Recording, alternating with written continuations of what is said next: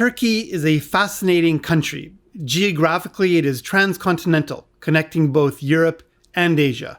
Culturally as well, it is unique amongst its neighbors, sharing a border with Greece, Bulgaria, Georgia, Armenia, Iran, Iraq, Syria, and even a sliver of Azerbaijan. Politically and economically, Turkey plays an extremely important role again, often as a connection between Europe and Asia. Today in the Canadian Expat, we go to Turkey.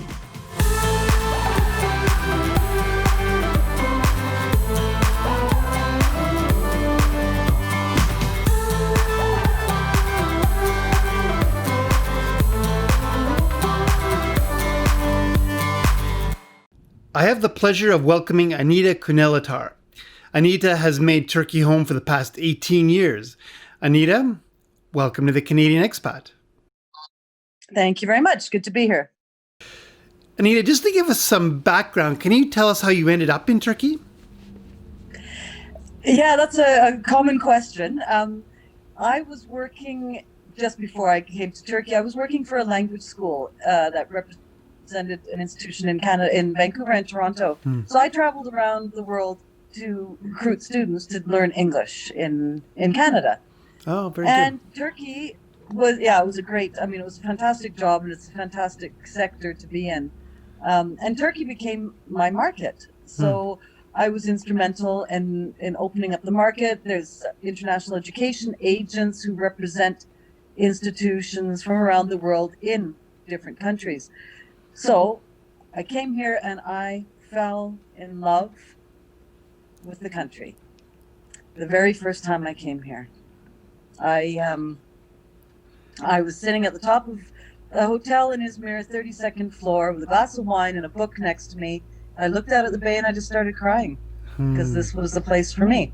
And then I was offered a job here, and at age 37, with a good job and a good home and good family and everything, I came to Turkey, and here I am. That's amazing. I would love if you could paint a bit of a picture, if you will, of what life is like in Turkey for you. Maybe you can explain what a day in the life of Anita looks like. Well, it's become quite different, because when I first came to Turkey in 2002, I was in Istanbul, which is a city that, depending on whom you're asking, is creeping up towards 20 million population. So it's not a small place. No. And that's where I was working. I was working in an office there. So I would walk down and go to what's called a dolmuş, which is like a minivan that has an A to Z pick up and drop off point, but you can get off and on anywhere in between as long as there's space. So I would take that to work, or depending where I was living before, I would take the vapor, which is a type of boat that goes across the Bosphorus. So I lived in Europe and lived in Asia and worked in Europe, and I traveled every day.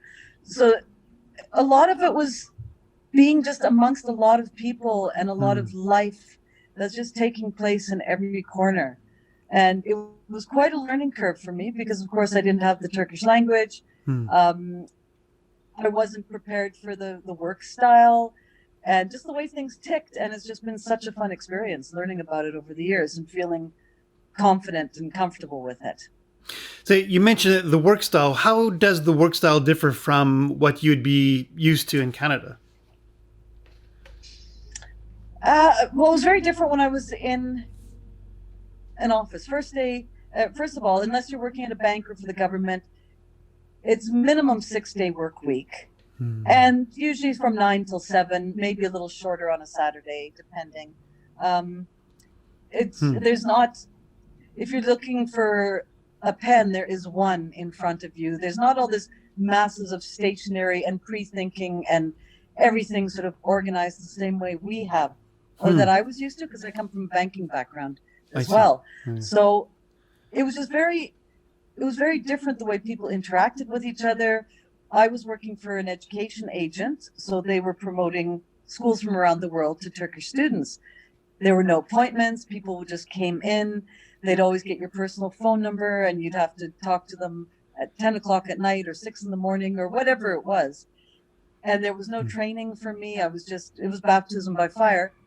but it was a great experience, but a very, very different office environment as well. There's a very strict hierarchy, and yeah, it's much more hierarchical and a lot more order giving and order taking. So it was interesting, and it wasn't just in my office. It's what I learned over the time that I was working in Istanbul in particular. And where are you located now? I'm located in a beautiful little spot called Fethiye. It's just where the Aegean becomes the Mediterranean. So we're directly across. It's about an hour and a half ferry ride from here to the island of Rhodes in Greece.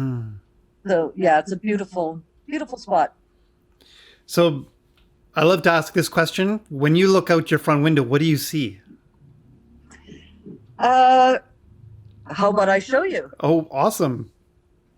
what I see? I'm not looking at I don't have a view of the ocean, but got a lovely house across the street where there's two elderly people who still have a beautiful, almost like a little farm on it. And I've got mountains in the background. And this is my balcony. And I'm going right into the sun now, but yeah. That's fantastic. That's Thank you so much. It's beautiful. You're welcome.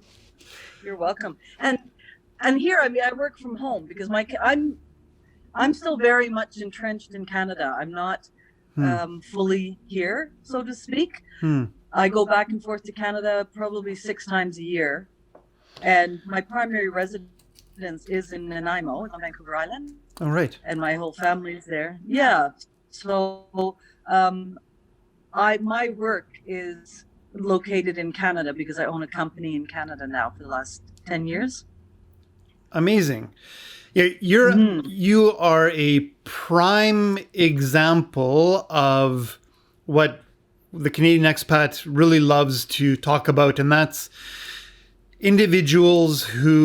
Canadians that are living abroad, but significantly contributing back to Canada, both economically and culturally. Thank you for what you do. Oh, you know what? I don't know if I could do it any differently. I'm too indecisive and too curious about the world to just plant myself in one place and ignore anything else around me. Canada's my home, but so is Turkey now. Right. And I'm really lucky. Have you been? I have never been to Turkey? I have never been to Turkey. No, I have not. Not yet. It is a fabulous place. And one thing, living in Istanbul, you've got to imagine it's at half the population of all of Canada. I never, ever, ever felt like a stranger there, ever. And I don't here either. And it's not because I didn't speak Turkish at the time. There was nothing there except for the people and the way they interact with each other and the way everything is more community spirited here. You do not feel like a stranger. And I know many people feel the same. And that's a beautiful thing. Indeed. That's fantastic. So for somebody who is considering a move to Turkey, what sort of advice would you give them prior to their departure from Canada? I think it's really important with whom you engage when you first come to probably any non-Anglo country when you have, or a country where you don't know the language. There's a lot of offers for people to sort of take somebody under their wing. And as much as it's a beautiful culture with lots of hospitality, it's also a bit opportunistic like anywhere else as well. And my suggestion is to be really, really careful with whom you're sharing your personal and your financial information when you're planning on coming, whether it be before or during the planning. Just be really careful not to be taken advantage of, right, because you expose too much of yourself. Right. And I don't think that's, it's not just specific to Turkey, but I think it's really important advice overall. And also to be, just be careful with the finances, because make sure you're being paid as a foreigner. The Turkish minimum wage is unlivable for you and me or anything that we're used to. Right. Okay. You couldn't get by, so you have to be really careful on your negotiation for your income as well. Good advice. Well, one thing that we've implemented over the last few episodes, if you will, is a bit of a kind of a rating system where I've got 6 points, and I would love if you could rate this. And I know it's completely subjective, but between 1 and 10, 1 being the worst possible scenario and 10 being the best possible scenario. What is Turkey like, in particular where you're living right now, just for reference? What is it like in terms of cost of living? So do you want me to compare it with Canada or just what I think? Just generally? what you think it is in general. Yeah. I would say it's a 9. A 9. Okay. So fairly easy to get by.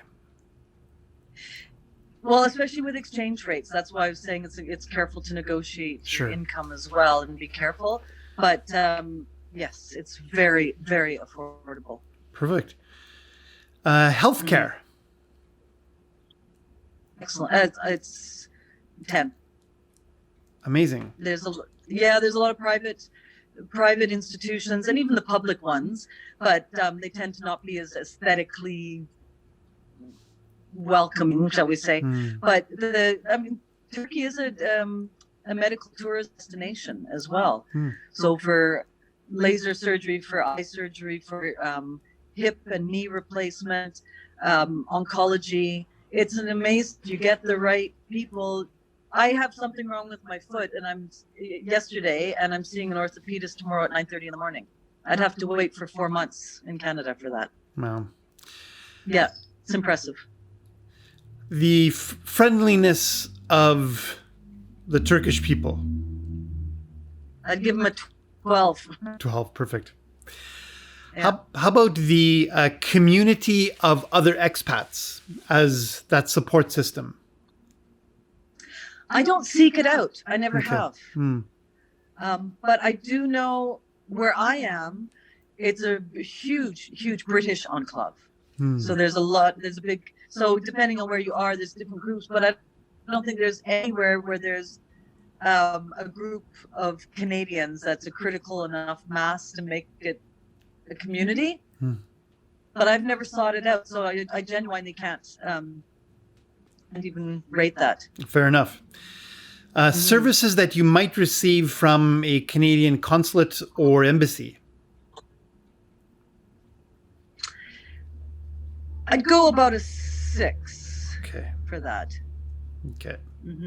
Okay, perfect. It's very difficult to contact, to be in touch. Yeah, understood.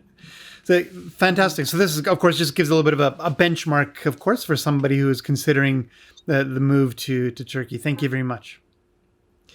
Oh, you're welcome. And I think one thing, too, is that like anywhere, it's different being on holiday than it is to work, right? And I think everybody, no matter where they go, they absolutely need to keep that in mind because it's not all palm trees and sand, right? Of course. But one big question that I have as well, I love food, so I'm always curious about the local cuisine and Turkey being that confluence of kind of European and Asian, Middle Eastern culture. What's the food like in Turkey? The food is very good. There are, of course, regional specialties, and it's very well known. You know that certain pistachios come from Gaziantep. You know that the I don't know, pick something, the hazelnuts come up from another. You know that. I mean, everybody sort of knows that, and you get to know it along the way. They're very, very proud of their cuisine here, and a lot of Turks don't really venture far out of Turkish cuisine. The thing that I think appeals to a lot of foreigners about Turkish food is that most of it is very recognizable. So there aren't huge surprises. There's the odd time where a meze is like lamb's brain or something like that, but you can kind of make that out. But it's very recognizable. It uses few ingredients, but it just combines, like say you've got 15 different things that it gets combined 1,000 different ways to make all these fabulous meals. So it's good, it's recognizable, and it's clean. It tends not to be overly greasy. Nice. All right. Anita, thank you so much for spending some time with us today. You're very welcome. It's been my pleasure. Like I said, I've always enjoyed talking about Turkey, and I would, anybody who ever wants to come too, I am an automatic network, and I know there's a few Canadians who are always open to lend some advice and some help. It's amazing. Take care. Yeah. You too. Thank you. Okay. Great talking to you. And to all those watching, thank you so much. If you've liked this video, please hit that like button, and it helps us a great deal if you subscribe as well. Until next time.